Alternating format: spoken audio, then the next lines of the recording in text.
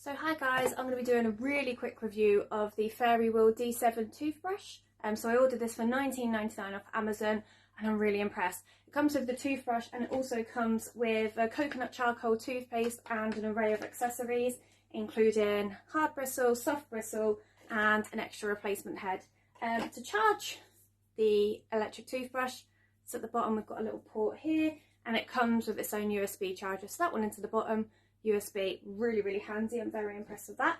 So the toothbrush itself, really sleek design, really nice. I love the colours, so it's black and gold. I know there are other ones on the market. I believe they do a pink one as well, which is really nice. So down the front you could see 5 settings, so 5 different cleaning settings. We've got whiten, clean, sensitive, polish and massage. So I'll just give you a quick demo, but the vibrations are really strong. It's really powerful. So I'm really impressed with it. The vibrations, literally your mouth feels so clean after using it. I'm so impressed. So it's also got a 2-minute countdown built into it, so every 30 seconds there'll be a short pause and then it will continue on, and then after 2 minutes completely turn off. So absolutely brilliant.